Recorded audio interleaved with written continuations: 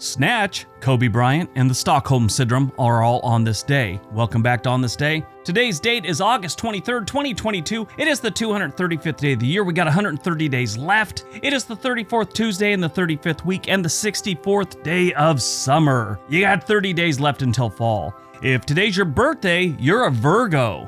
There you go, we got a new astrological sign. Today is Black Ribbon Day. Every year on August 23rd, Europeans have the European Day of Remembrance. This is a day where they remember all the people that died under Stalin and the Nazis in the 1930s and 40s. Throughout history, millions of people around the world have died under communist and fascist leaders. Two of the most evil leaders in history have included Adolf Hitler and Joseph Stalin. Hitler became the Chancellor of Germany in 1933. His evil regime lasted until 1945. Under his leadership, Nazis committed genocide against the Jewish people. But it wasn't just the Jews who suffered. It was also the disabled, prisoners of war, concentration camp inmates, ethnic groups like gypsies. Over 1 million of Hitler's victims were under the age of 18. Stalin assumed leadership of the Soviet Union. In 1924, he was the country's political leader until his death in 1953. His policies became known as Stalinism. It was under Stalin's leadership that the Soviet Red Army captured Berlin in 1945. This act helped end World War II, but also under his long leadership, millions of people died. Most of these people were victims of ethnic cleansing, execution, famine, and forced deportation. Definitely not two guys that really should be remembered. But on this day, you remember the people that were victims of these two regimes. All right, let's see what else August 23rd has given us. 1864, the American Civil War. The Union Navy captures Fort Morgan, Alabama, thus breaking Confederate dominance over all ports on the Gulf of Mexico except Galveston, Texas. 1939, World War II. Nazi Germany and the Soviet Union signed the Molotov-Ribbentrop Pact. In a secret protocol to the pact, Poland, Finland, Estonia, Latvia, Lithuania, and Romania are divided into German and Soviet spheres of influence. 1973, a bank robbery gone wrong in Stockholm, Sweden, turns into a hostage crisis.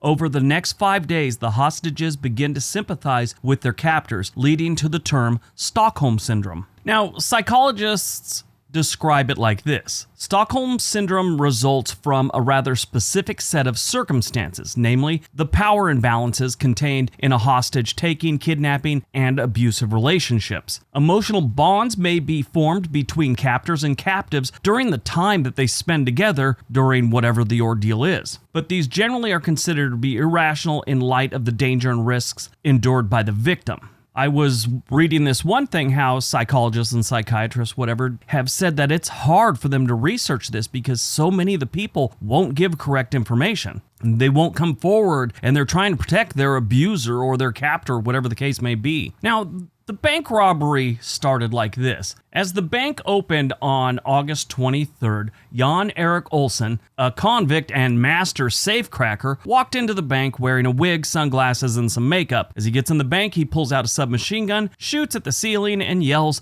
"The party starts." Down on the floor. Everyone does. In the bank were 3 women and 1 man, and he put them all in the vault where he planned on taking whatever he could. Things don't happen as planned, and the police showed up, and now he's trapped in the vault with his hostages. He begins to communicate with the police, and during the back and forth, he negotiates the release from prison a friend of his, Clark Olofsson. Clark Olofsson is sort of a celebrity. He's a bank robber, he's been to jail, he's escaped, there's been manhunts. He's basically been all over the news, and everybody kind of knows who he is. They held the hostages captive for 6 days in one of the bank vaults. When the hostages were released, none of them would testify against either of the captors in court. Instead, they began raising money for their criminal defense. So as all this investigation in court goes on, the phrase Stockholm Syndrome was coined by a Swedish criminologist. Things like this had happened before, but this is when they first gave it a name, and there was other ones after Stockholm. Patty Hearst is probably the most famous situation of this. There was also Mary McElroy in Shawnee, Kansas back in 1933. This is a very strange psychological condition.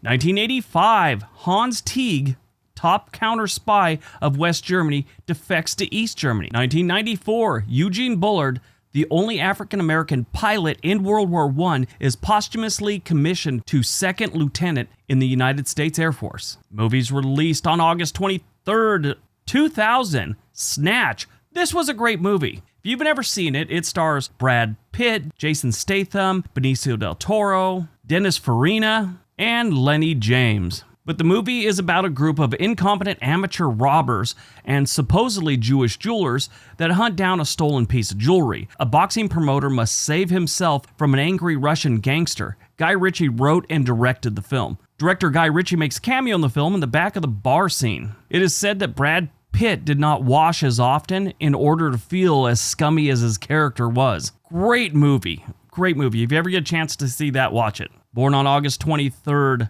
1978, Kobe Bryant. Legendary shooting guard who helped the Los Angeles Lakers win 3 straight NBA championships from 2000 to 2002. And 2 more in 2009 and 2010. He was named the NBA MVP in 2008 and selected to the all-time NBA first team 11 times from 2002 to 2013. He spent part of his youth playing both soccer and basketball in Italy. Then after his family moved back to the United States, he played high school basketball in Philadelphia before being selected 13th overall by the Charlotte Hornets in the 1996 NBA draft. Sadly, he and his daughter died in a helicopter accident a few years back. He did a small documentary thing that won an Academy Award, I believe. It's called Dear Basketball. It's him writing a letter and narrating this letter to basketball and how, he knows he can't go on much longer playing it and he loves it, but he knows that their time is about to end. It's really, really a nice little thing. Died on August 23rd, 2003, Bobby Bonds, Major League Baseball right fielder, best known for his time with the San Francisco Giants from 1968 to 1974. He was a 3-time All-Star, hitting 332 home runs across a 14-year career.